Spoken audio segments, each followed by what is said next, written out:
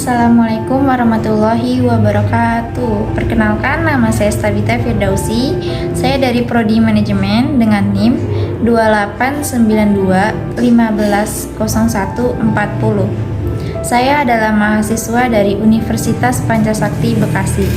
Video ini saya buat guna untuk memenuhi tugas ujian tengah semester mata kuliah pengantar akuntansi dengan dosen pengampu Ibu Desi Arigawati. Di sini saya akan menjelaskan materi mengenai siklus akuntansi. Pengertian siklus akuntansi.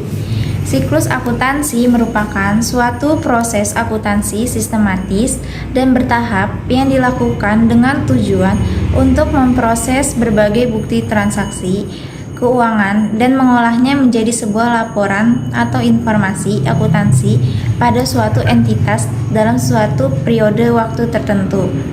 Menurut Rahman Pura 2013, siklus akuntansi adalah rangkaian kegiatan dan tahapan akuntansi yang dilakukan secara sistematis mulai dari pencatatan transaksi hingga penutupan pembukuan. Di sini ada beberapa tahapan siklus akuntansi. Yang pertama ada identifikasi transaksi, yang kedua ada analisa transaksi, ketiga ada pencatatan transaksi dalam jurnal, yang keempat ada posting buku besar, yang kelima ada penyusunan neraca saldo dan jurnal penyesuaian. Yang keenam ada penyusunan neraca saldo setelah penyesuaian. Yang ketujuh ada pembuatan laporan keuangan. Kedelapan ada pembuatan jurnal penutup. Ini yang pertama ada identifikasi transaksi. Identifikasi setiap transaksi menjadi tahapan pertama dalam siklus ini. Kegiatan identifikasi ini harus dilakukan secara tepat oleh akuntan yang bisa dilakukan dengan cara melakukan pencatatan setiap transaksi yang terjadi. Transaksi akuntansi yang dicatat merupakan setiap transaksi yang memiliki dampak secara langsung pada perubahan kondisi keuangan perusahaan dan dilakukan secara objektif. Transaksi yang terjadi juga harus memiliki bukti-bukti agar bisa dilakukan identifikasi. Yang kedua ada analisa transaksi, yaitu tahap kedua dalam siklus ini yang digunakan untuk menganalisa setiap transaksi yang terjadi pada sebuah entitas dalam satu periode yang dapat mempengaruhi posisi keuangan sebuah entitas. Artinya, setiap transaksi akuntansi yang terjadi akan memberikan pengaruh pada posisi keuangan di debit dan di kredit dan harus dalam jumlah yang sama besarnya. Secara umum, akuntansi menggunakan persamaan aktiva sama dengan kewajiban plus ekuitas. 3. Pencatatan transaksi dalam jurnal. Setelah melakukan analisa transaksi, maka tahapan selanjutnya adalah dengan mencatat semua transaksi ke dalam sebuah jurnal keuangan. Jurnal diartikan sebagai sebuah catatan kronologis selama satu periode tertentu tentang transaksi-transaksi yang terjadi.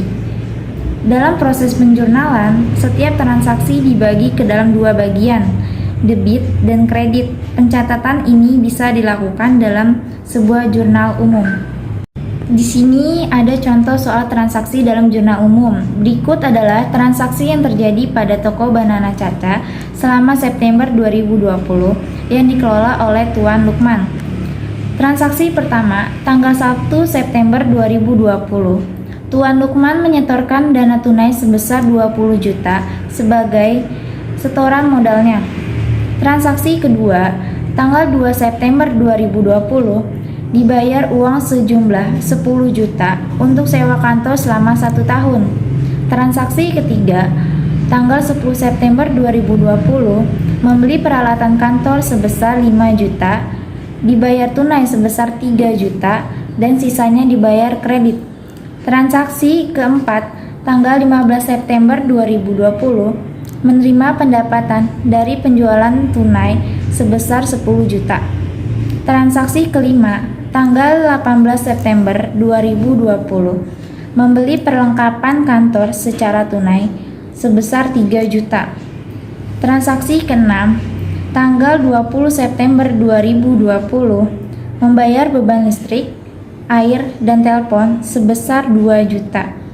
Transaksi ketujuh, tanggal 25 September 2020, membayar gaji karyawan sebesar 1.500.000. Transaksi ke-8 tanggal 27 September 2020 membayar langganan surat kabar dan majalah sebesar 250.000. Transaksi ke-9 tanggal 28 September 2020 membeli konsumsi untuk rapat bulanan sebesar 500.000. Transaksi ke-10 tanggal 30 September 2020 Tuan Lukman mengambil uang sebesar 5 juta untuk kepentingan pribadi. Berikut ini adalah contoh jurnal umumnya. Toko Banana Caca, Tuan Lukman, per 31 September 2020. Di sini tertulis di tanggal 1 terjadi transaksi, Tuan Lukman menyetorkan dana tunai sebesar 20 juta sebagai setoran modalnya. Di jurnal umumnya, kas pada modal. Kas di debit 20 juta, modal di kredit 20 juta. Selanjutnya, di tanggal 2 September 2020 terjadi dibayar uang sejumlah 10 juta untuk sewa kantor selama 1 tahun. Jurnal umumnya beban sewa pada kas. Beban sewanya di debit 10 juta, kasnya di kredit 10 juta.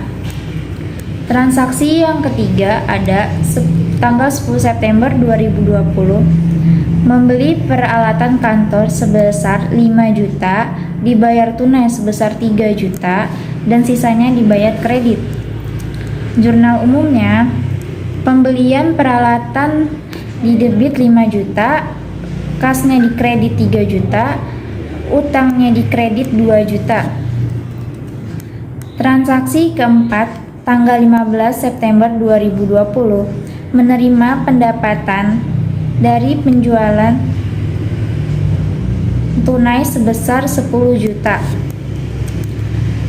Dalam jurnal umumnya, kas pada pendapatan, kas di debit 10 juta, pendapatan di debit 10 juta. Transaksi yang kelima, tanggal 18 September 2020 membeli perlengkapan kantor secara tunai sebesar 5 juta. Transaksi jurnalnya, perlengkapan pada kas. Perlengkapan pada debit 3 juta, kas pada debit 3 juta. Transaksi ke-6 tanggal 20 September 2020 membayar beban listrik, air, dan telepon sebesar 2 juta. Jurnal umumnya beban listrik, air, dan telepon pada kas. Beban listrik, air, dan telepon di debit 2 juta, kas di kredit 2 juta. Transaksi ke-7 tanggal 25 September 2020 membayar gaji karyawan 1.500.000. Jurnal umumnya beban gaji pada kas. Beban gaji di debit 1.500.000, kas di kredit 1.500.000. Transaksi ke-8 tanggal 27 September 2020 membayar langganan surat kabar dan majalah sebesar 250. Jurnal umumnya beban majalah pada kas. Beban majalahnya 250.000, kas pada kreditnya 250.000. Transaksi ke-9 tanggal 28 September 2020 membeli konsumsi untuk rapat bulanan sebesar 500.000. Jurnal umumnya beban konsumsi pada kas. Beban konsumsinya pada debit 500.000, kas pada kredit 500.000. Transaksi ke-10 tanggal 30 September 2020 Tuan Lukman mengambil uang sebesar 5 juta untuk kepentingan pribadi. Transaksi pada jurnal umumnya, Prive pada kas. Prive pada debitnya 5 juta, kas pada kreditnya 5 juta. Total pada debit 50.250.000. Total pada kredit 57.250 juta. Yang keempat ada posting buku besar. Setelah transaksi dicatat dalam buku jurnal, Proses selanjutnya adalah memisahkan dan mengiktisarkan jumlah rupiah masing-masing transaksi yang ada pada buku jurnal ke akun buku besar yang sesuai. Proses atau kegiatan memindahkan informasi dari buku jurnal ke akun disebut istilah posting. Dalam perusahaan dipastikan memiliki berbagai daftar rekening buku besar, dalam kurung diberi nomor kode tertentu. Tujuannya adalah untuk memudahkan akuntan jika melakukan pengecekan ulang atau melihat referensi terkait dengan histori transaksi yang terjadi jika sudah tercatat dalam buku besar. Langkah-langkah yang harus dilakukan pada waktu mengadakan posting adalah sebagai berikut. Yang pertama, mencatat tanggal transaksi.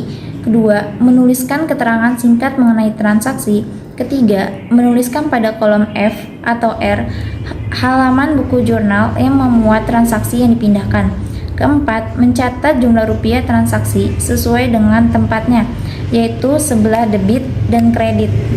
Yang kelima ada penyusunan neraca saldo dan jurnal penyesuaian.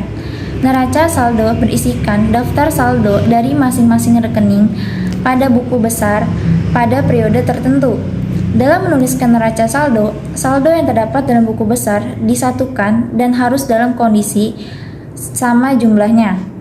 Bila dalam suatu kondisi ternyata terdapat transaksi yang belum tercatat atau ditemukan ada kesalahan dalam neraca saldo, maka akuntan wajib untuk melakukan pencatatan dalam jurnal penyesuaian.